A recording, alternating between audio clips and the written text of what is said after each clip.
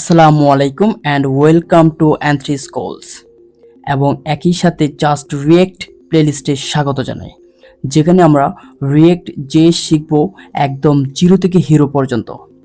এই সিরিজে আমরা কেবল কোড দেখব না, আমরা রিয়েক্টের ভিতরে প্রবেশ করব, বুঝব কেন কি কাজ করছে আর কিভাবে আপনারা নিজেদের প্রজেক্টে ব্যবহার করবেন।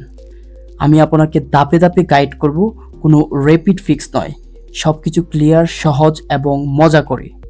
চলুন শুরু করি এবং রিয়েক্টকে জাস্ট রিয়েক্ট করে ফেলি।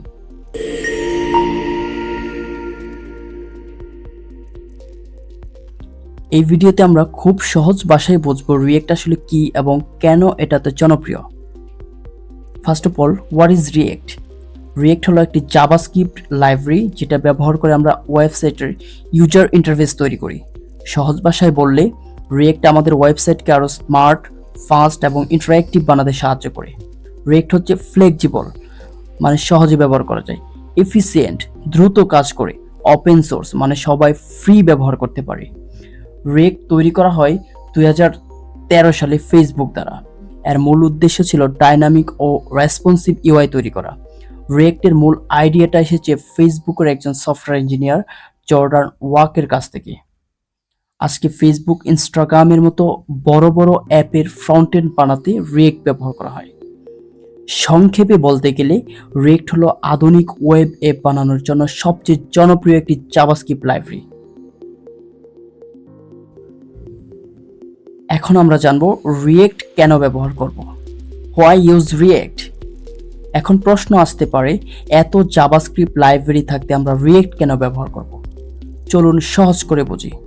Number 1, component base UI. React আমাদের পুরো ওয়েবসাইটকে ছোট ছোট অংশে ভাগ করতে দেয়, যেগুলোকে বলা হয় কম্পোনেন্ট। এতে করে বড় ও জটিল ইউআই বানানো অনেক সহজ হয়ে যায়। Number 2, reusable components. একবার একটি কম্পোনেন্ট বানালে সেটা আমরা বারবার ব্যবহার করতে পারি, এতে সময় বাঁচে এবং কোড ক্লিন থাকে। Number 3, fast loading. রিয়েক্ট খুব দ্রুত কাজ করে কারণ এটি ভার্চুয়াল ডোম ব্যবহার করে, ফলে ওয়েবসাইট স্মুথ ও ফাস্ট লোড হয়। Number 4, real world use. আজকের দিনে বড় বড় কোম্পানি যেমন ফেসবুক, ইনস্টাগ্রাম, নেটফ্লিক্স সবাই রিয়েক্ট ব্যবহার করছে। এটাই প্রমাণ করে যে রিয়েক্ট ইন্ডাস্ট্রি স্ট্যান্ডার্ড। তাই আপনি যদি একজন ফ্রন্ট এন্ড ডেভেলপার হতে চান, রিয়েক্ট শেখা আপনার জন্য প্রায় বাধ্যতামূলক। তো বন্ধুরা, আজকের ভিডিও এখানেই শেষ করছি।